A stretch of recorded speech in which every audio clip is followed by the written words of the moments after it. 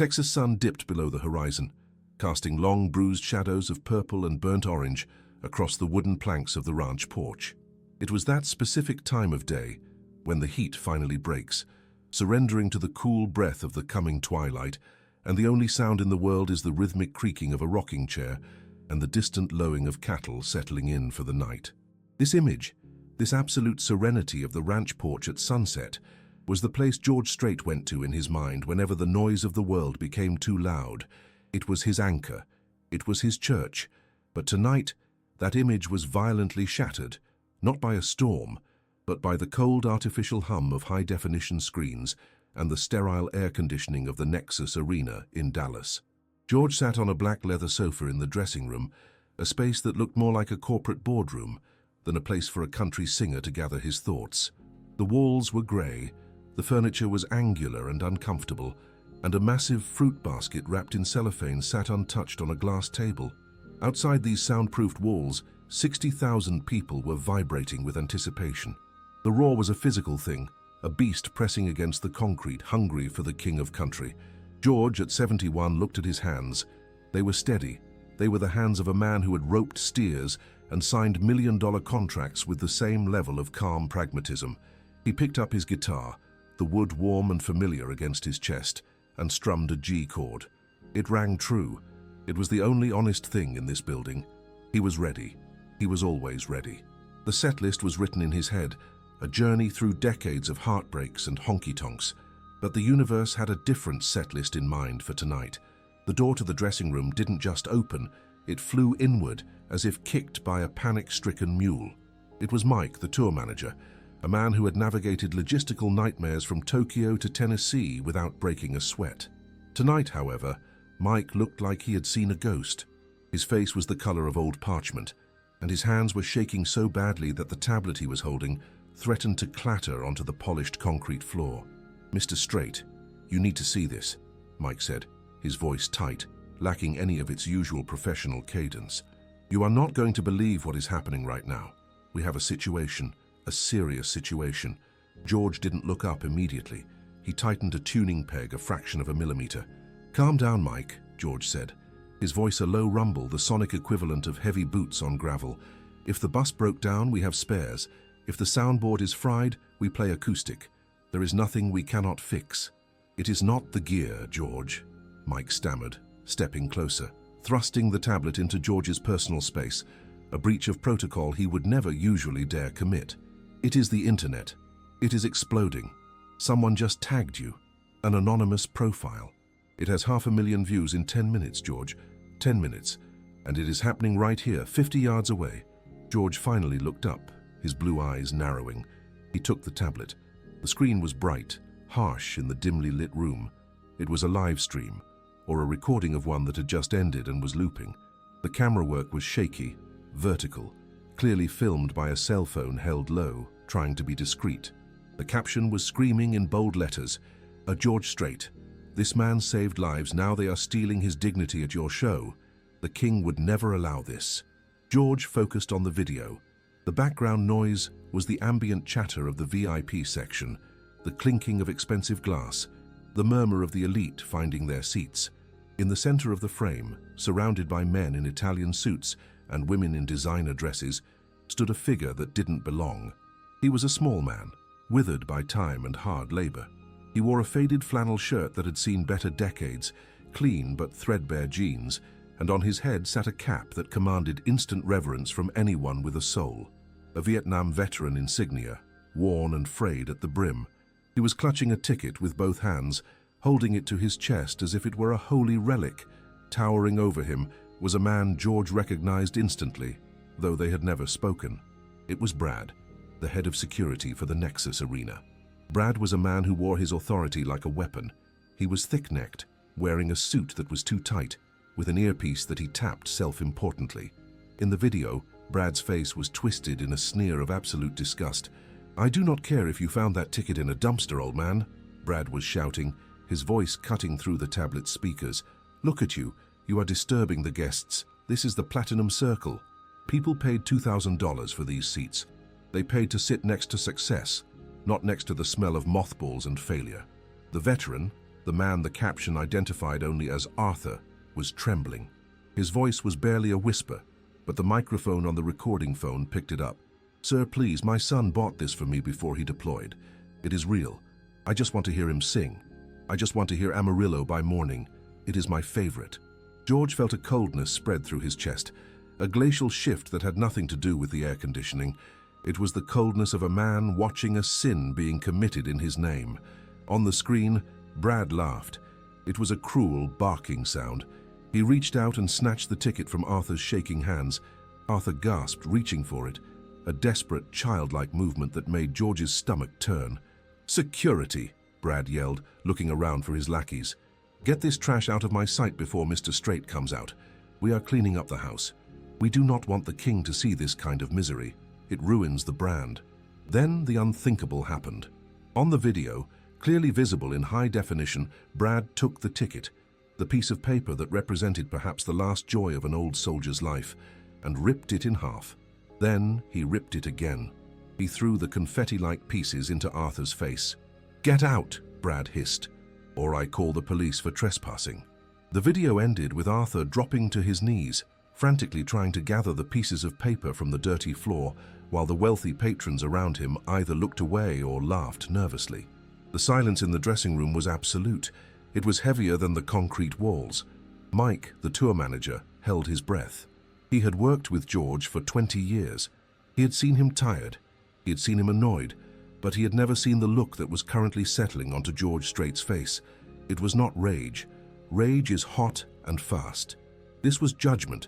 It was the look of a judge who has heard the evidence and has already decided the sentence. "Where is this?" George asked. His voice was terrifyingly quiet. Mike swallowed hard.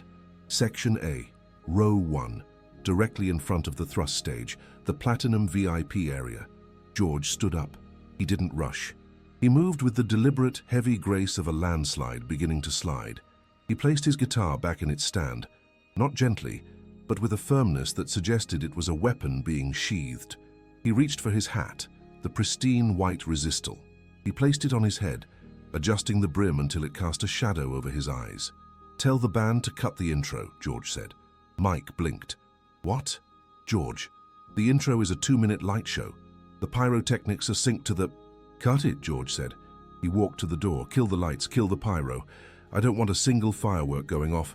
And tell the sound guy to turn on my lapel mic. Now."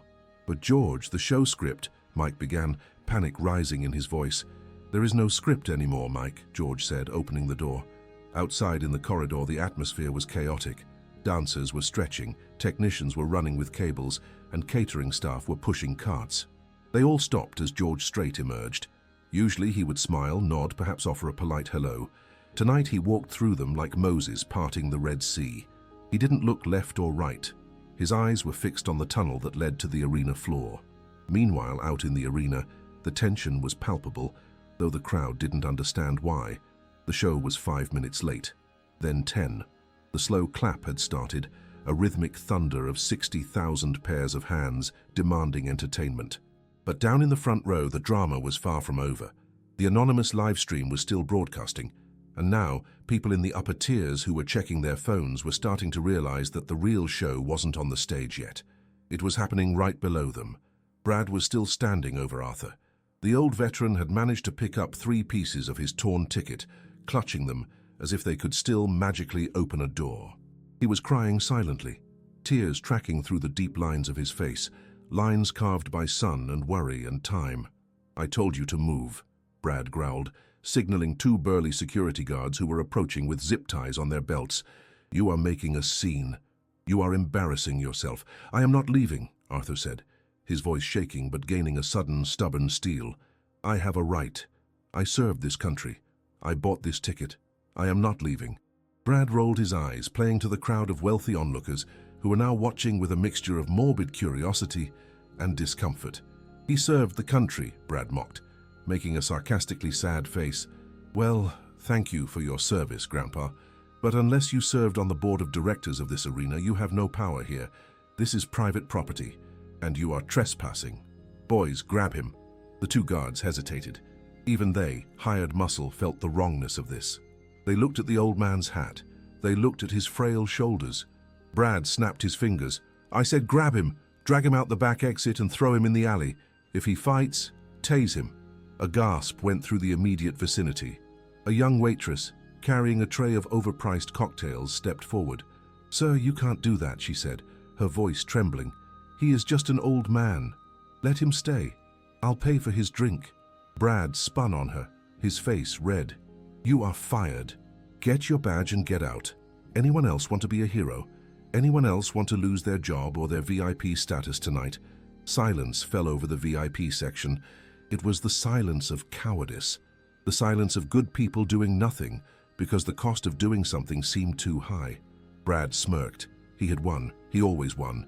He was the gatekeeper. He controlled who got to see the king. "Grab him," Brad ordered again. The guard stepped forward, reaching for Arthur's arms. Arthur flinched, closing his eyes, waiting for the pain, waiting for the final humiliation of being dragged away from the music he loved, confirming that the world had no place left for men like him. And then the lights went out. Not just the stage lights. Every single light in the Nexus Arena went black. The sudden darkness was absolute.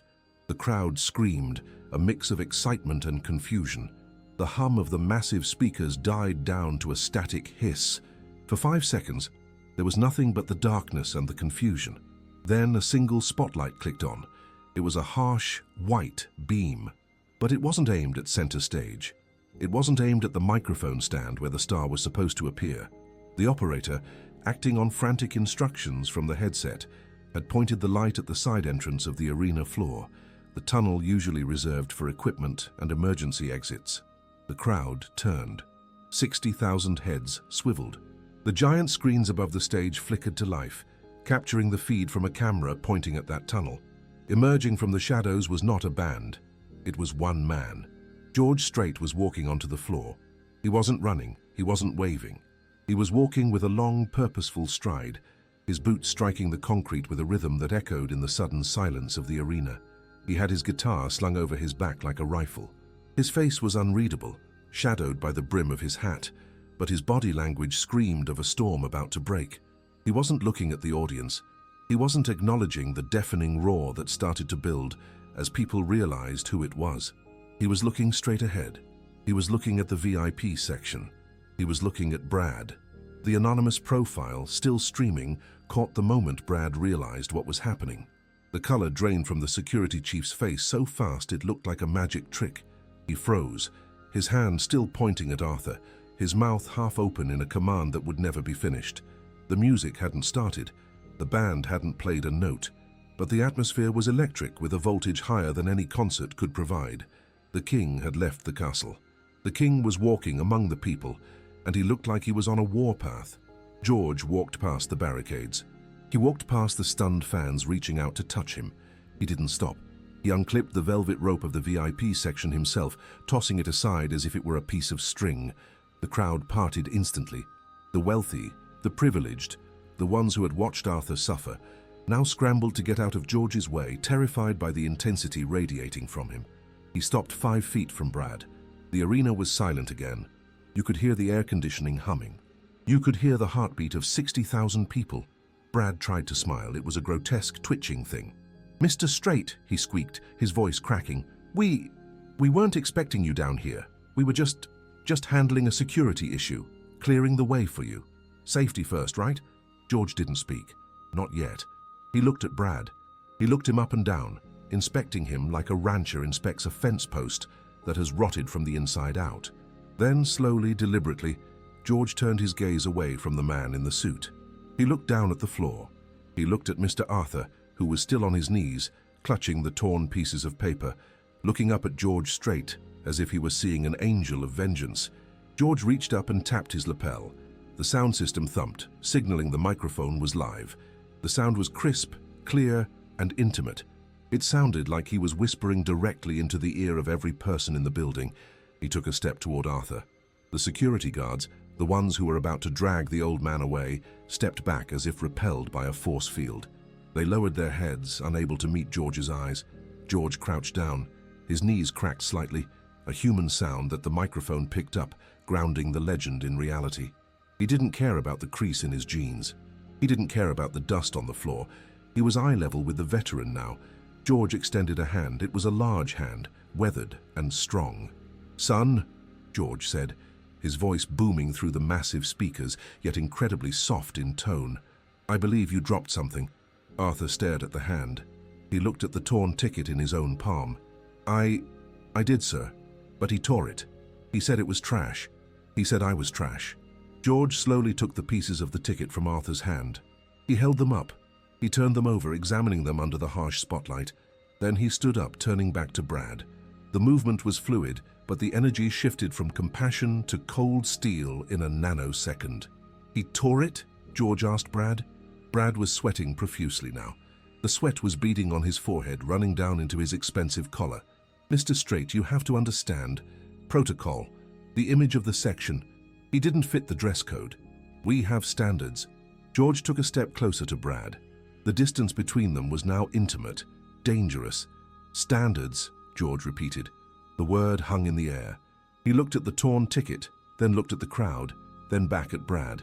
"You talk about standards," George said, his voice echoing to the rafters. "You talk about image. You think this piece of paper is what gives a man the right to be here. You think a $2,000 suit covers up the fact that you are standing on the neck of a man who fought so you could have the freedom to be an arrogant fool." The crowd gasped. A collective intake of breath that sucked the oxygen out of the room. Brad opened his mouth, but no sound came out. He was drowning on dry land. "You tore up his ticket," George continued, his voice rising just slightly, a rumble of thunder approaching. "But you made a mistake, son. A big one. Because you didn't just tear up a piece of paper. You tried to tear up a man's dignity. And in my house, in my show, that is the only currency that matters." George turned his back on Brad, dismissing him as if he were nothing more than a nuisance fly. He turned back to Arthur, who was slowly getting to his feet, aided by the young waitress who had returned to his side, ignoring her firing orders. George looked at the waitress. "What is your name, darling?" "Sarah, sir," she whispered. "Sarah," George said, smiling for the first time that night. "You keep your job. In fact, you just got a promotion. You are now my personal guest for the evening." The crowd erupted in a cheer that shook the foundations, but George raised a hand, silencing them instantly. He wasn't done. He looked at Arthur. "And you, sir," George said. "I apologize. I apologize that you had to endure this. I apologize that for a moment, this place forgot what matters." Arthur wiped his eyes with the back of his dirty sleeve. "It's okay, Mr. Strait. I'll go. I don't want to cause trouble." "You are not going anywhere," George said firmly.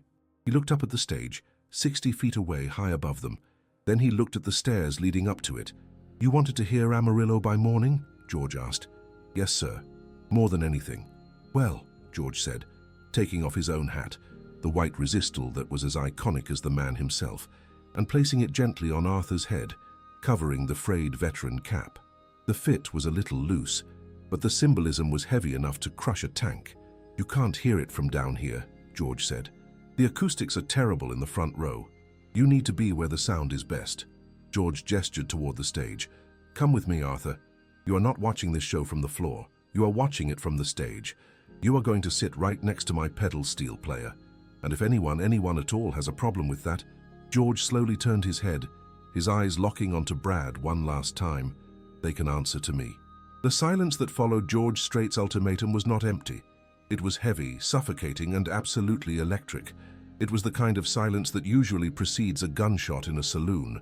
But here, under the blinding glare of the single spotlight, the weapon of choice was moral authority.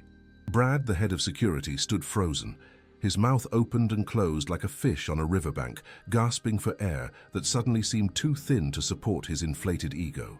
He looked at the two security guards flanking him, his eyes pleading for them to enforce the rules, to reinstate the hierarchy where a suit meant power and a flannel shirt meant trash.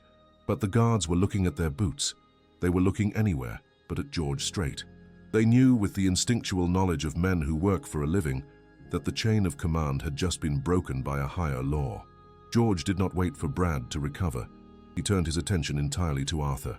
The image was striking, almost biblical in its composition.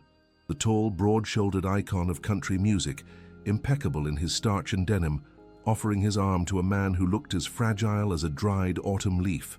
The white resistol hat, the crown jewel of the cowboy aesthetic, sat slightly askew on Arthur's head. It was too big for him. It slid down over his ears, casting a shadow over his tear-streaked face, but instead of looking comical, it made him look anointed. It was a coronation. "Can you walk, Arthur?" George asked, his voice low, ignoring the 60,000 people watching, ignoring the millions streaming the feed online. Arthur looked down at his legs. They were trembling, not from age, but from the sheer, overwhelming magnitude of the moment. I think so, Mr. Strait. But my knees, they aren't what they used to be. The jungle took a lot out of them in '68. George nodded, a slow, solemn movement. Then, we will take it slow. We have all night. The music waits for us. George wrapped a steadying arm around the old man's shoulders. It wasn't a casual gesture. It was a physical transfer of strength. He pulled Arthur close, bearing the man's weight, absorbing his frailty. They turned away from the VIP barrier, facing the long walk toward the stairs that led up to the massive stage. But Brad was not done. Panic does strange things to a man whose entire identity is built on control. Seeing his authority literally walking away from him, seeing the narrative slip from his fingers, he made a fatal error. He stepped forward. He reached out and grabbed George Strait's elbow. "Mr. Strait, you cannot do this," Brad shrieked, his voice pitching up into hysteria. "The insurance, the liability. If that old man trips on the stairs, the arena is liable. I cannot authorize a civilian on the stage. It is against the fire code. It is against the corporate policy. Stop right now." The moment Brad's hand touched George's sleeve, the air in the arena changed. It turned from shock to hostility. A low rumble of booing started in the nosebleed seats and cascaded down like an avalanche. But George didn't need the crowd to fight his battles. George stopped. He didn't flinch. He simply looked down at the hand touching his arm. He looked at it with the same expression a man might look at a tick he found on his dog. Then he slowly turned his head to face Brad. The movement was terrifyingly calm. "Son," George said, his voice amplified by the lapel mic, echoing like the voice of God through the stadium speakers. "Take your hand off me." Brad snatched his hand back as if he had touched a hot stove. George turned his body fully toward the security chief. The spotlight caught the hard lines of George's face, the set of his jaw. "You are worried about liability?" George asked. "You are worried about insurance? You just assaulted a decorated veteran in front of the entire world. You humiliated a man who bled for your right to stand there in that cheap suit and quote policy at me. You want to talk about risk? The only risk here is that I walk out of this arena right now and never come back. And if I walk, 60,000 people walk with me." George took a step closer to Brad, invading his personal space. "Now I am going to walk this man to the stage. We are going to walk up those stairs, and you are going to stand there, and you are going to be quiet. And if I hear one more word about fire codes or insurance, I will personally ensure that the only thing you are guarding tomorrow morning is a parking lot in a ghost town. Do we understand each other?" Brad swallowed. The sound was audible on the mic. He nodded, a jerky, broken movement. He stepped back, defeated, retreating into the shadows as the crowd erupted in a deafening roar of approval. It was a primal scream of justice. George turned back to Arthur. "I apologize for the interruption, Arthur. Let's go." They began the walk. It was a slow procession. The path from the VIP section to the stage stairs was only about 50 yards, but it felt like a mile. As they walked, the people in the front rows, the ones who had paid thousands of dollars for their seats, began to change. The presence of George Strait and the raw humanity of the moment stripped away the pretension. A woman in a diamond necklace reached out, not to touch George, but to touch Arthur's hand. "Thank you," she whispered, tears in her eyes. "Thank you for your service." A man in a business suit took off his own expensive watch and tried to press it into Arthur's hand. "Take it," he said, his voice choking. "Please, for the ticket. I'm sorry we didn't help." Arthur looked at these people with wide, unbelieving eyes. 10 minutes ago, he was invisible. He was a nuisance. Now he was being treated like a saint. He looked up at George. "Mr. Strait, I don't understand. Why are they doing this?" George kept walking, his grip firm on Arthur's shoulder. "Because, Arthur, people get lost. They get lost in their phones, in their money, in their busy lives. They forget what is real. Sometimes they just need a reminder. Tonight, you are the reminder." They reached the foot of the stairs. They were steep, industrial metal stairs designed for young, fit roadies, not for an 80-year-old man with bad knees. George stopped. He handed his guitar to a stunned stagehand who was waiting at the bottom. "Hold this," George ordered. "And be careful. It's older than you are." George turned to Arthur. "All right, partner. We are going to do this one step at a time. I've got you. I'm not going to let you fall." George positioned himself beside Arthur, placing one hand on the railing and the other firmly under Arthur's elbow. He didn't pull him. He guided him. He waited for Arthur to lift his heavy boot, to place it on the first step, to test the weight. 1, George counted. The crowd watched in breathless silence. The giant screens showed a close-up of the boots. George's polished, custom cowboy boots next to Arthur's worn-out, scuffed work boots. The visual contrast told the entire story. The billionaire and the pauper climbing the same mountain. 2, George said. Arthur stumbled slightly on the third step. A gasp went through the arena. George caught him instantly, his grip like iron. "Easy now," George whispered, his voice soothing. "Breathe, just breathe. Look at me, Arthur. Don't look at the crowd. Just look at me. We are just climbing a fence. That's all. Just climbing a fence to get to the good pasture." Arthur looked into George's blue eyes. He saw no pity there. He saw only respect. He nodded, gritting his teeth. He forced his old muscles to work. He forced his legs to obey. 3, 4, 5. When they reached the top of the stairs, the platform of the main stage, the perspective shifted violently. Suddenly they were looking out at the ocean of faces. 60,000 people. A galaxy of cell phone lights swaying in the darkness. The scale of it was terrifying.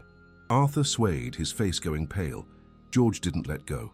He turned Arthur around so they were both facing the band. The band members, the ace in the whole band, were standing.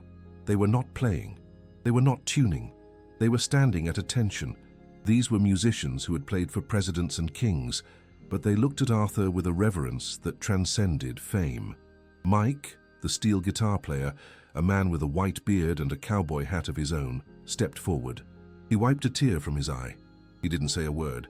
He just nodded at Arthur. George led Arthur to the center of the stage, right next to the microphone stand.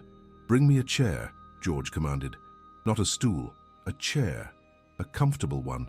A roadie sprinted from the wings carrying a plush padded chair usually reserved for the dressing room. He placed it right at the front of the stage, slightly to the side of George's center mark. George helped Arthur sit. The old man sank into the cushion, letting out a long, shuddering breath. He adjusted the oversized hat on his head, his hands trembling. He looked small in the chair, surrounded by the massive amplifiers and the towering lighting rigs. George stood back. He took his guitar back from the stagehand.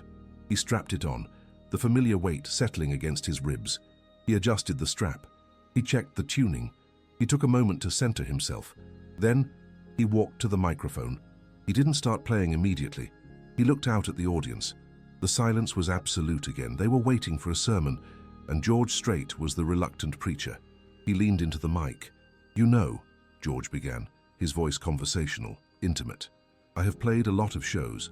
I have been to a lot of towns.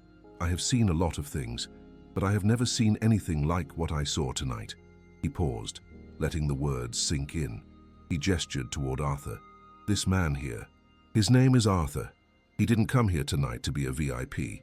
He didn't come here to drink champagne or take selfies. He came here because he loves the music. He came here because a song means something to him." George looked down at his guitar, strumming a soft, open chord.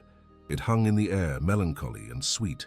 "We live in a world that is moving too fast," George continued, speaking over the fading chord.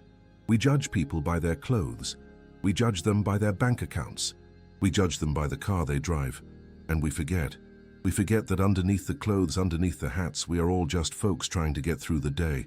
We are all just trying to find a little bit of grace." He looked back at Brad, who was still visible in the pit, a small dark figure in the shadows. "There are people who think they are big because they can make other people feel small, but that ain't how it works in Texas, and that ain't how it works in country music." The crowd roared, a wave of agreement.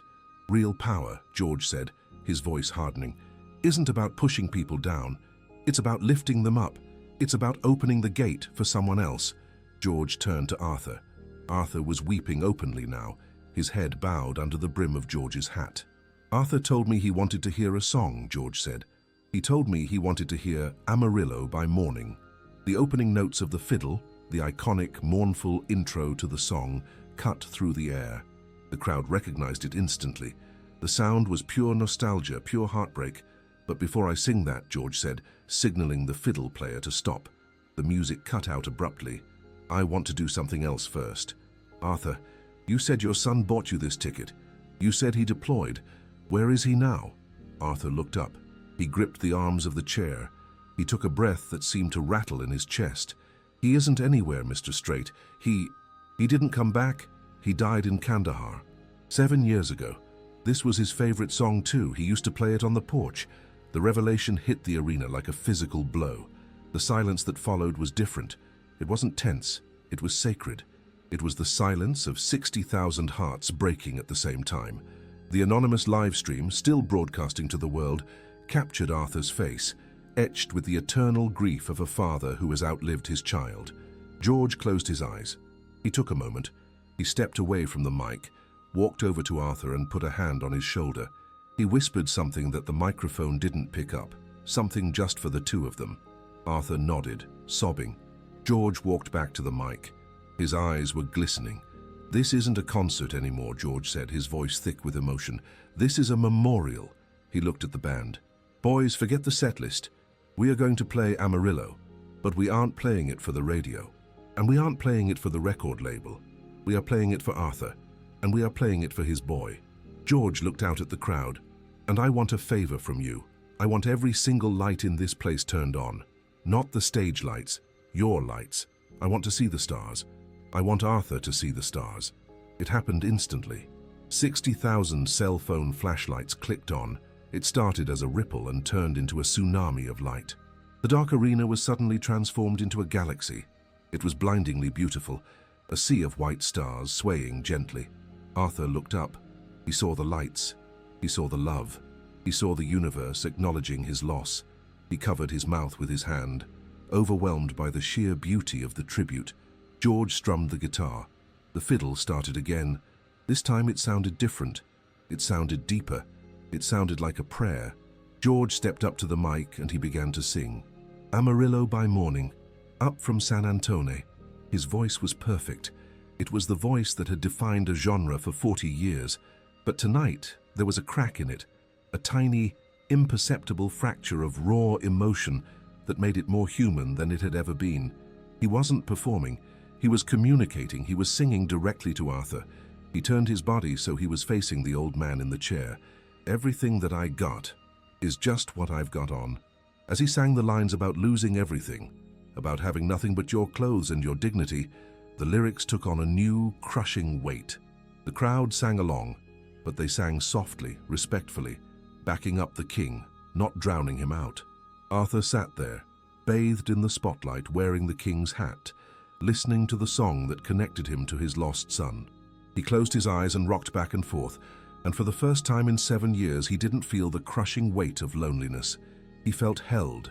He felt seen. But the climax of the night was yet to come. As the song neared its end, as the final fiddle solo began to weave its magic, George did something that wasn't in any playbook. He stopped playing his guitar. He unstrapped it. He let it hang by his side. He walked over to Arthur. He extended his hand again. "Stand up with me, Arthur," George said, his voice cutting through the music. Arthur hesitated, then took the hand. He stood up, shaky but supported. George put his arm around Arthur's waist. He walked him to the center microphone. The music swelled. The fiddle was crying. The steel guitar was weeping. George lowered the microphone stand. He adjusted it until it was level with Arthur's mouth. "You finish it," George whispered. Arthur's eyes went wide with panic. "Me? No, sir. I can't sing." "You don't have to sing," George said, smiling. "You just have to feel it, just the last line for your boy." The band dropped the volume. The drums fell silent. It was just the steel guitar humming like a distant train. Arthur looked at the microphone. He looked at the sea of lights. He thought of his son sitting on the porch strumming a cheap guitar, singing this song before he left for a war he wouldn't return from. Arthur took a breath. He leaned in. His voice was raspy, broken, aged by smoke and sorrow. It wasn't a singer's voice, it was a father's voice. "Amarillo, by morning." Arthur whispered into the mic. "Amarillo's where I'll be." It was off-key. It was cracked, and it was the most beautiful sound that had ever been heard in the Nexus Arena. The silence that followed Arthur's broken, raspy whisper of the final lyric was brief, lasting only a fraction of a second, but it felt like an eternity. It was the kind of silence where the world pivots. Then the reaction didn't come as applause. It came as an explosion. It was a physical wall of sound that hit the stage with the force of a hurricane. 60,000 people were not just cheering. They were roaring with a primal, tear-soaked catharsis. Men in trucker hats were openly weeping. Women were hugging strangers. The barriers of social class, the divide between the VIP boxes and the nosebleed seats, had been obliterated by the shaky voice of an 80-year-old veteran singing about a rodeo he would never see again. Arthur stood frozen at the microphone, his eyes wide, overwhelmed by the adoration washing over him. He looked like a deer caught in the headlights of a semi-truck, terrified and exhilarated all at once. He started to tremble, his knees buckling under the emotional weight. George Strait was there instantly. He stepped in, wrapping a strong arm around Arthur's waist, anchoring him. George didn't look at the crowd. He looked at Arthur, smiling with a warmth that the cameras caught and broadcast to the massive screens. "You did good, partner," George said, his voice barely audible over the roar. "You did real good." Arthur looked up at George, tears streaming freely now. I ruined your song, Mr. Strait." George shook his head, leaning close to the mic so everyone could hear. "Ruined it? Son, you just fixed it. I've been singing that song for 40 years, trying to get it right. Tonight, for the first time, I think we finally got it right." The crowd erupted again. George raised a hand, signaling for calm. The ace in the whole band, professionals to the core, let the final chord ring out, fading into a shimmering sustain. George gently guided Arthur back to the plush chair. "Sit down, Arthur. Rest your legs. We have a show to finish, and I need my co-pilot right here." Arthur sat clutching the armrests, the white resistol hat still perched on his head. He tried to take it off, to hand it back to the king. "Mr. Strait, your hat," Arthur stammered, reaching up. George stopped him with a sharp look. "Keep it." "But sir, it fits you better than it fits me right now," George said firmly. "That hat is earned, Arthur. And you earned it a long time ago in a jungle halfway across the world. You keep it. Consider it a trade for the ticket that fool tore up." The mention of the fool brought the reality of the situation crashing back into the magical atmosphere. The crowd remembered Brad. The collective gaze of the arena shifted from the stage back to the VIP pit. Brad was still there, but he was a diminished figure. He was frantically typing on his phone, likely trying to call lawyers or PR firms, trying to spin a narrative that had already spiraled out of his control. He looked up and realized that 60,000 people, and George Strait, were looking at him. George walked to the edge of the stage. He didn't need to shout. The acoustic design of the Nexus Arena, built for clarity, carried his voice with deadly precision. "Is he still here?" George asked, looking at the security team. The two guards who had been flanking Brad earlier exchanged a look. They were big men, working-class men who likely had fathers or grandfathers who served. They had watched the entire interaction.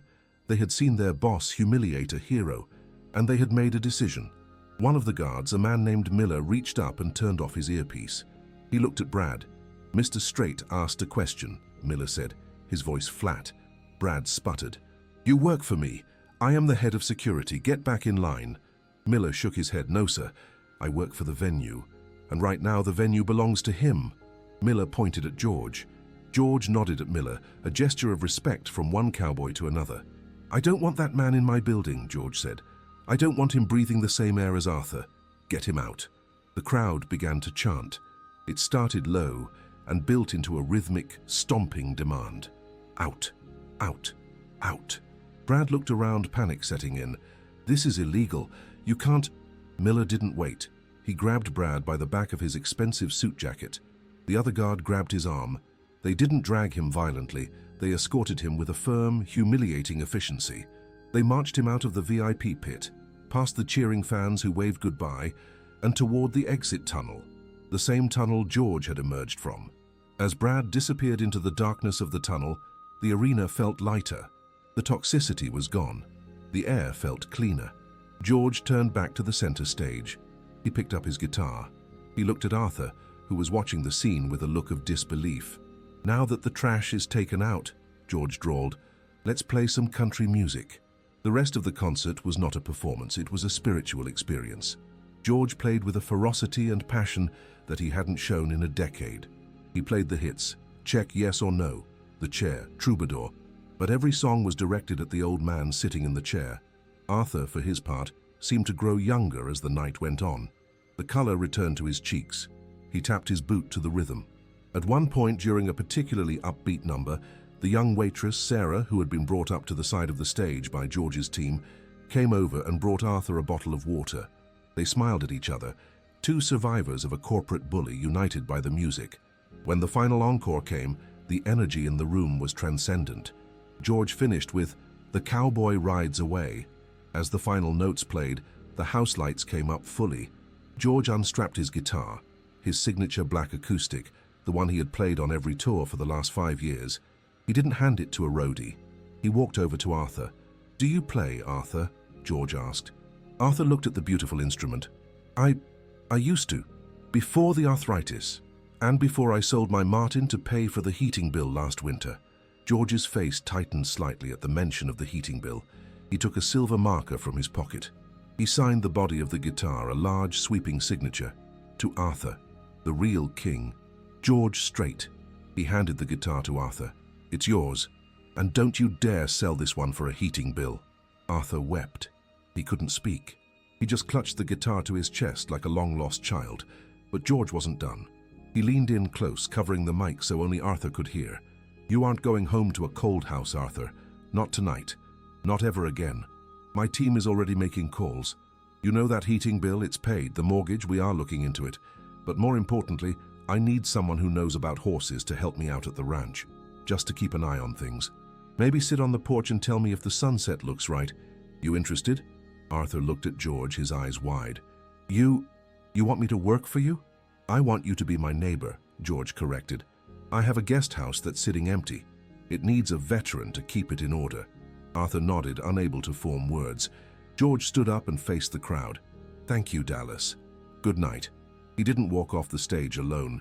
He waited. He helped Arthur up. Sarah, the waitress, came to the other side. Together, the king of country, the waitress, and the old soldier walked off the stage, arm in arm, as the crowd screamed their love until their throats were raw. The dressing room was quiet again, but it was a warm quiet. The fruit basket had been opened. Arthur was sitting on the leather sofa, eating a grape, looking at the signed guitar. George was sitting opposite him, boots off, drinking a bottle of water. Mike, the tour manager, entered the room. He looked different than he had 2 hours ago. The panic was gone, replaced by a sense of awe. "George," Mike said softly, "you need to see the numbers." "Does it matter?" George asked. "It does," Mike said. "The video of Arthur singing, it has 20 million views. It's on every news channel in the world. The hashtag Damar the King and the Soldier is the #1 trend globally. And the GoFundMe," George frowned. "I didn't start a GoFundMe." Mike smiled. "No, the fans did. The anonymous profile that started the live stream posted a link about 20 minutes ago. They found out who Arthur was. They found out about his son. George, they have raised $300,000 in 20 minutes. Arthur dropped the grape. 300,000. Mike nodded.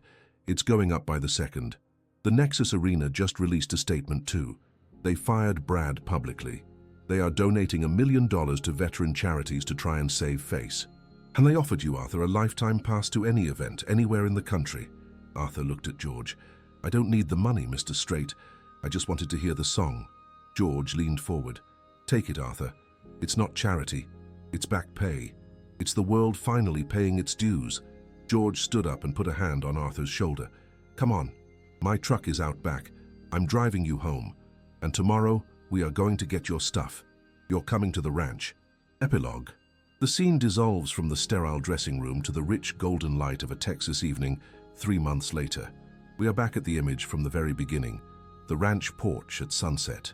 The sun is dipping below the horizon, painting the sky in violent streaks of orange and purple. The air smells of sage and cooling earth.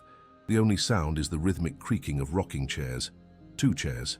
In one sits George Strait, looking out over his land, a look of deep contentment on his face. In the other sits Arthur.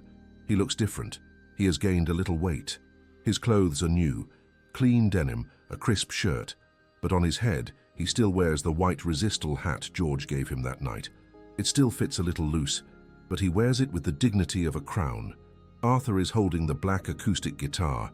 His fingers, stiff with age but warmed by the Texas sun, are finding a chord. George takes a sip of iced tea. "Sounds good, Arthur." Arthur smiles. He strums a G chord. It rings out, clear and true, echoing across the pasture. "You know, George," Arthur says, looking at the sunset, "I never thought I'd see a view like this again. I thought my world had gotten so small that I could only see the cracks in the sidewalk." George rocks back in his chair. "The world is only as small as the window you look through, Arthur. Sometimes you just need someone to break the glass." Arthur nods. He begins to pick a melody. It's simple, halting, but recognizable. It's the opening to Amarillo by Morning. He doesn't sing, he just plays. The music drifts out over the cattle, over the fences, rising up into the vast, endless Texas sky. George closes his eyes, listening. He doesn't join in. He just lets the old soldier play. The king is silent, because he knows that in this moment, the music belongs to Arthur. The anonymous profile that started it all posts one final image. It's a photo taken from a distance, showing the two silhouettes on the porch against the setting sun. The caption is simple, no hashtags, no shouting, just 5 words. The cowboy finally rode away. But in the photo, neither of them is leaving. They are exactly where they are supposed to be, home.